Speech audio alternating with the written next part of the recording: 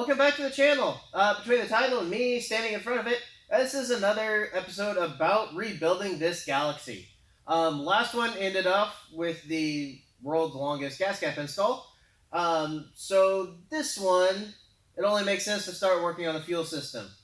We're going to run 3/8 hardline. It was originally 5/16, so I'm going to upsize that a little bit. But we're going to run 3/8 line from just past the tank all the way up to the front. I don't know exactly where it's going to end up because the engine and fuel pump aren't in here. So we're going to leave it just a little bit long, but we'll be able to do probably 98% of the routing as it is right now, which will actually be a little bit easier because everything's out of the way. If you've watched some of the early episodes, you know that I installed 3D printed fittings that hold the brake line, but also have a hole for the fuel line. That should make the install quite a bit easier because basically connecting the dots and we don't need to plan out the routing other than making sure that we clear the transmission cross member. So without further ado, let's start bending some tube and get it in place. Well, if you haven't seen the episode, here's the fittings that I'm talking about that we're going to be dealing with underneath the car. We drilled and tapped the frame for a 1/4-20 stainless Allen head bolt, and then we have a smaller hole up here that fits a brake line, so it's snug but not like crimping down on it. And then the same thing for the 3/8 fuel line. This is meant to hold a hard line, which is what we're running from back to front. We've got an aluminum hard line, so it should flow nicely. The car originally came with 5/16, so we're upsizing that just a little bit for a little bit better flow, in case we ever decide to do a little bit, few power outers to make this thing not as slow. Well, you're not going to be able to see me because, angles underneath the car. But I think I have a plan for running the fuel line. I don't know if it's a good plan, but it is a plan. And it starts by installing another one of the brake/fuel line hold downs. And this is one that I may actually come back and make a special one for later. But in the meantime, what we're going to do is drill a hole for a riv nut and install one. Assuming I can make this all fit in here. Might be easier said than done.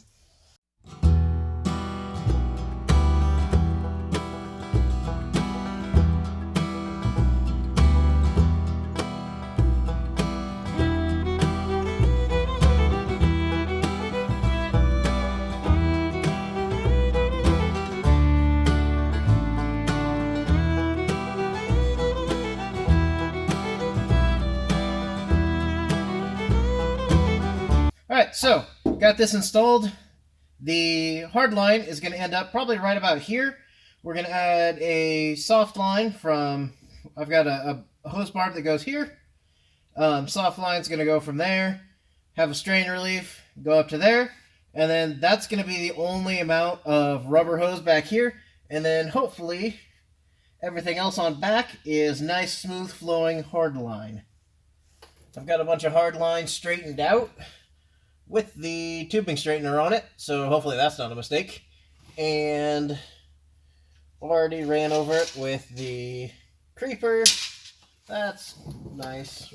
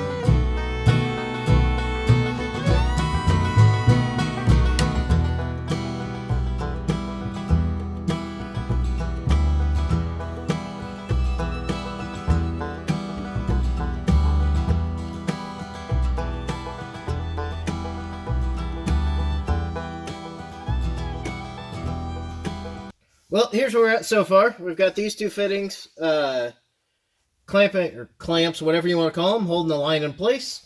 And now we just need to work our way down the frame rail. So I'm gonna set you guys up so you can hopefully see something, and I'm just gonna keep working that way.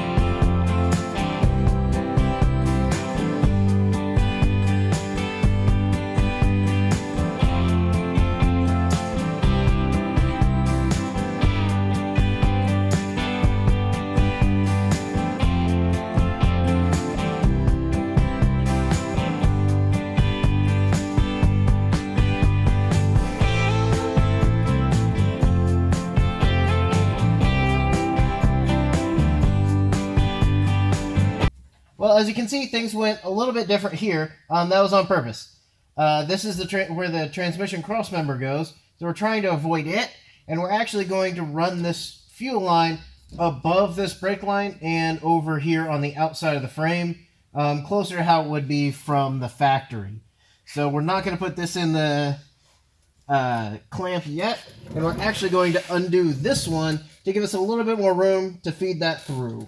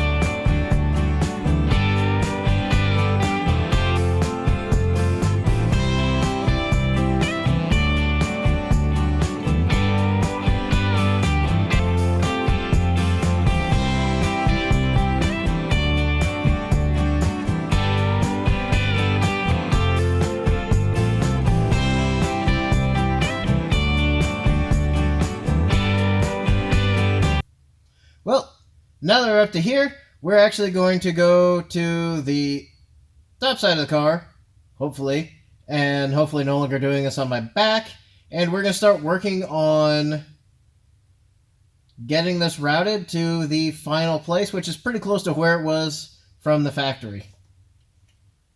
Well, now that we're up at the top, hopefully it's a little bit easier to work around all the crap that's stuck on the firewall. That's all the shift linkages and lines and cables and all of it.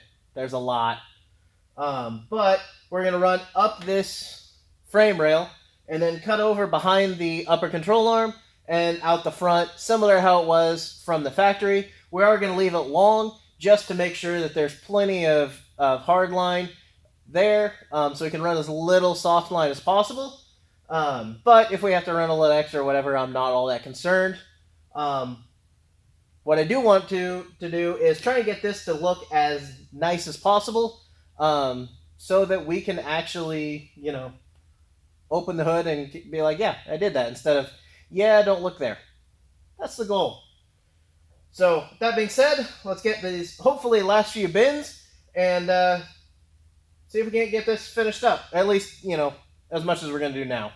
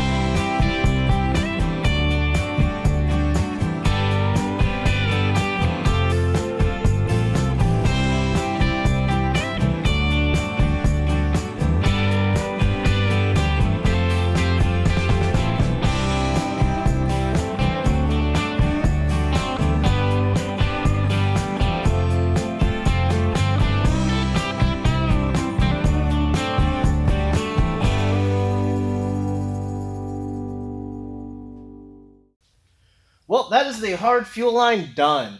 I was able to get the rear fitting and the back that I 3D printed to work, so I didn't miss that bad, thankfully, on the bins.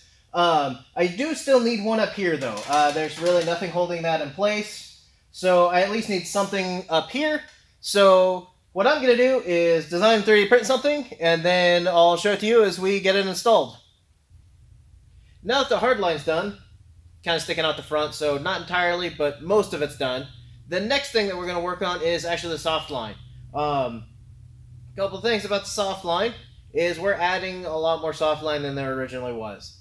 There's a little bit of a reason to that, and the biggest one is most of the hard lines were all solid mounted. And by that I mean there was no rubber line between, say, the tank and the hard line, and between the hard line and the fuel pump, etc. Those were all solid lines, and I don't really want that because A, it's really hard to do, and B, it's kind of a pain if you have to change anything. So what we're going to work on now is those soft lines, and also we're going to work on the vent line. I'll show you the vent line. The way the hard line part of that is routed is kind of cool from the factory. I have no idea how to interface with it, so we're just going to make something up as we go. But that part's kind of cool. The soft line is probably butchering something, but it is what it is. Well, this is actually the vent line for the tank. It comes in from the tank, from the outside, right here, comes up, over underneath the fender, over here, and then actually back down outside of the car. This was basically so it wouldn't leak a bunch of fuel in the case of a rollover, supposedly. But kind of a crazy thing to run the vent inside the car and then back outside the car, but it's kind of cool. I have no idea how to attach to it, but that I'll show you here in just a sec. Here's where the vent line comes in. Normally, I have it pulled out right now, but normally it's all the way back there. But it's got like a flare type fitting that makes me think at some point there was something that actually bolted in. Then we've got a clamp that goes right here, and then it obviously goes back to the tank. I have absolutely no idea how to interface with that, so I'm probably just going to shove a fuel line on it, and that's just in a clamp, and then just call it good. I'm sure there's a special hose or something that I don't have, but I'm also not going to worry too much about it because it's a vent line, and as long as it's sealed, that's really all that matters. So like a lot of other things for this car, I'm sure this vent line is just about unobtainium.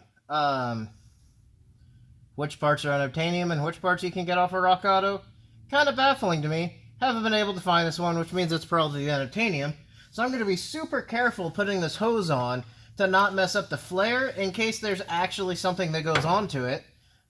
Because, you know, I don't want to actually permanently destroy anything that we're working on.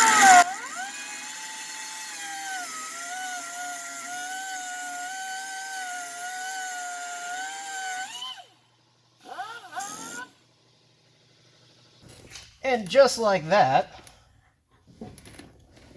this hose fits over this line.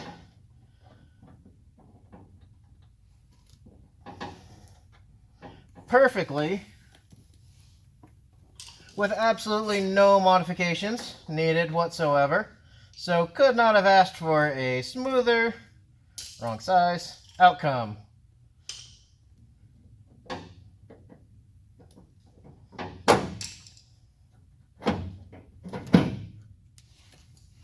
Alright, well that side is done. Let's bring in over here. Alright, so now that we've got this vent line connected, slid over the barb on the tank, we've got a little bit extra here. Probably not needed, but it's always nice to have a little bit extra in case you need to trim something. The next thing that we're going to work on is the soft line going between the tank and the actual main line. Well, we've already blown out the lines, but we'll probably need to do it one more time just before we hook up everything. So I am going to connect this knowing that it's also a decent chance that I'll probably have to pull it off to do that. But we're going to run the line so it is checked off the list and at least the, building portion is done.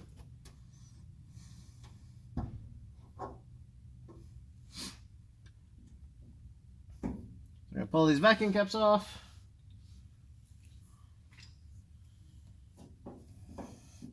And there is more than enough fuel line here. So we're going to have a nice, quote-unquote service loop. And this is also not EFI rated, but it is ethanol rated to make sure that we don't run into any issues down the line with that. There we go. That'll work.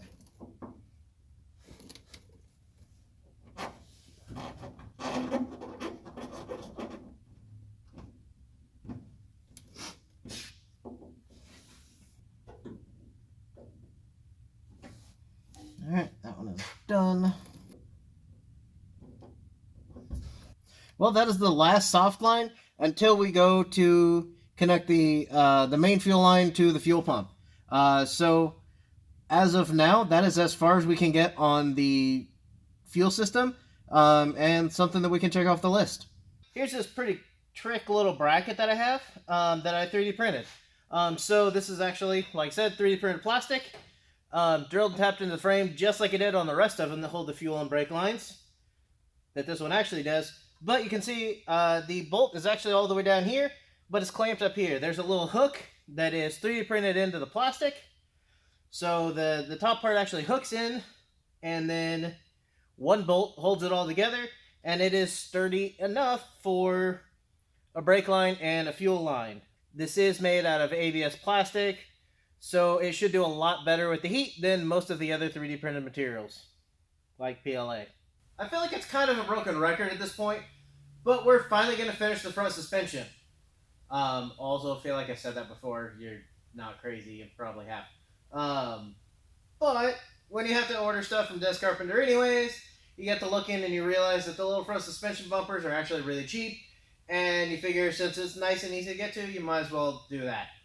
Well, it's nothing big, but sometimes when we're working on a project, any quick little victory that you can get, especially when you're only working on something on the night and weekends, can be huge. So that's what I'm going to tell myself, and that's what we're going to do now is get this quick little win out of the way and get the old ones off and the new ones installed. So what are the suspension bumpers that I was talking about? When they're not installed, they look like this. They're actually basically just a bump stop. They go right in here, and then there's a little pad up here that should you bottom out, which, in case you're wondering, that's like 6 inches of travel. Like, we're almost talking pre-runner amounts of travel. They'll hit that, basically keep everything from bottoming out. This one is actually in decent shape. The other one is falling apart. Shocking. Some rubber piece on this car falling apart. But we're going to get this out of the way and then put the new one in.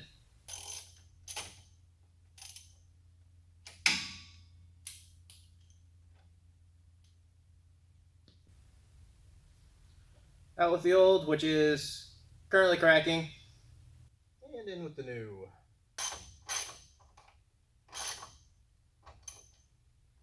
Cool. Well, like I said, nice, quick, easy win. Driver's side's done. On to the passenger side. This is the one that's actually in way worse shape. I don't think for being used. I think it's just falling apart. All right, well, there's that one. As you can see, it's in a lot worse shape. Like I said, I don't actually think it's from being used. I think it's just falling apart. At least that's what I'm hoping, because if it's getting used that much on this side, that may explain the coil spacer we found a couple episodes ago. I don't want to replace a coil spring. Again, you'd know. So here's just, acting like we didn't see anything. Well, at least the locker ring is in good shape on the old one.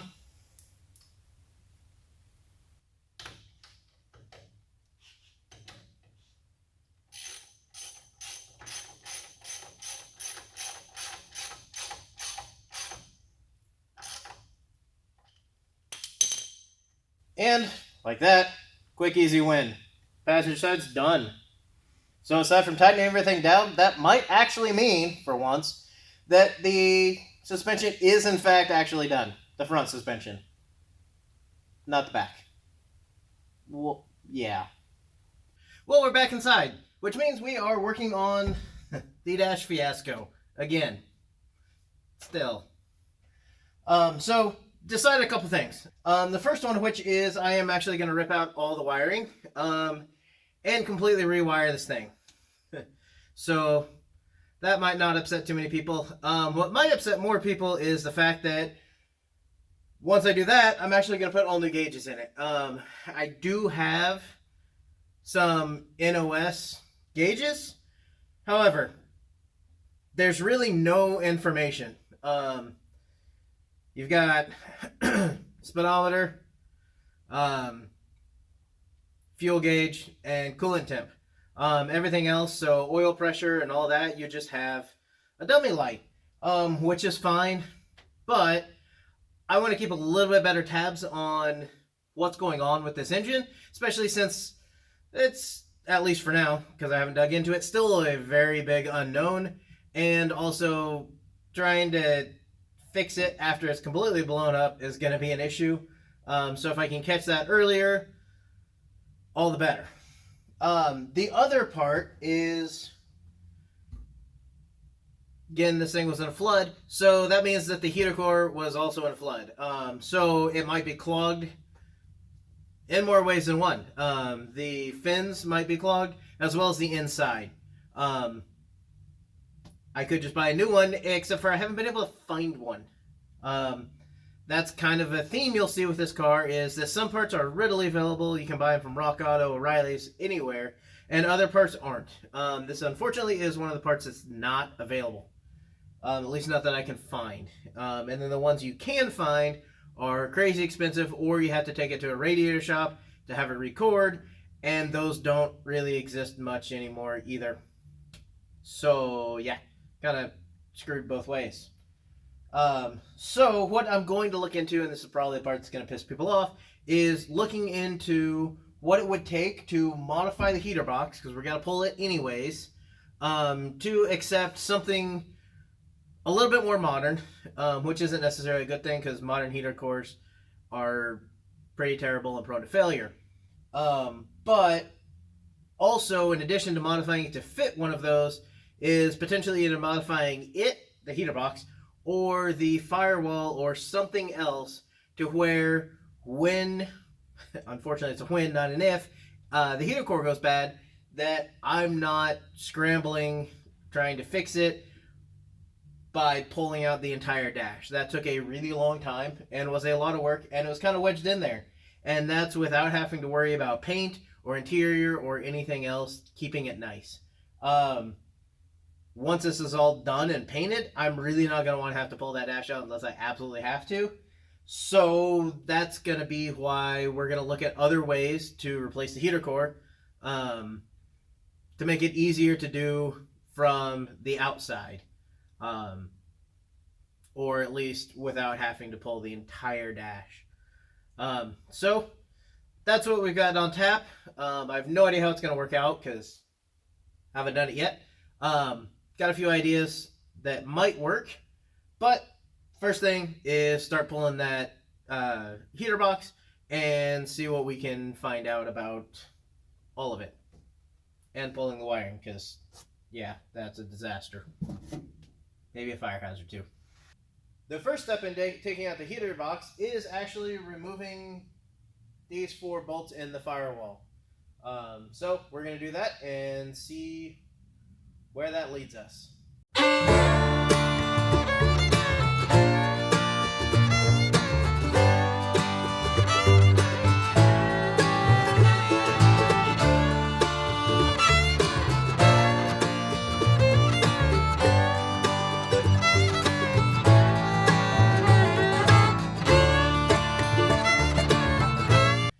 So if you read the instructions, it really helps. And the blower motor has to come out. So now I'm going to remove the blower motor.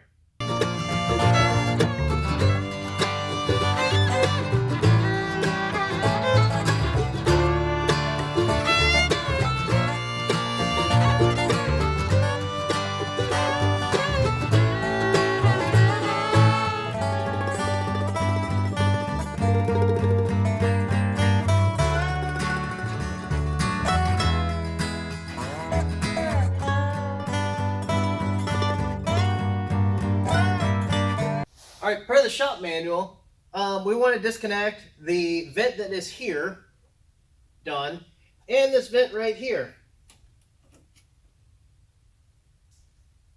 Basically done. And then this should just pull out.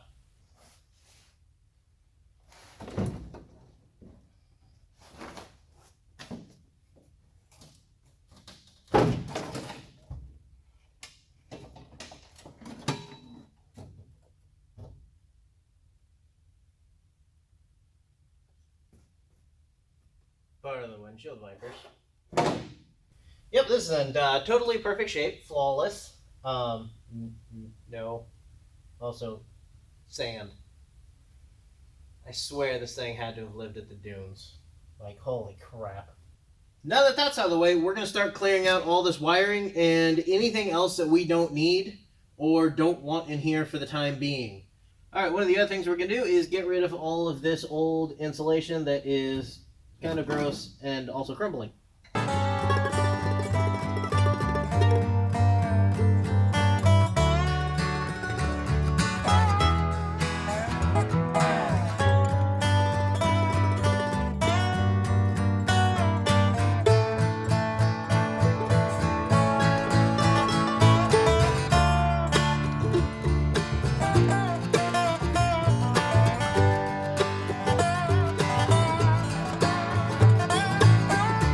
In case you're wondering, this yellow right here was actually what started this whole shit show. This is a fuel sending unit wire. I was going to try and replace it. We've got this braided loom right here that is just like the worst thing ever. And then it went behind the heater box and insulation, and then the heater box looked terrible.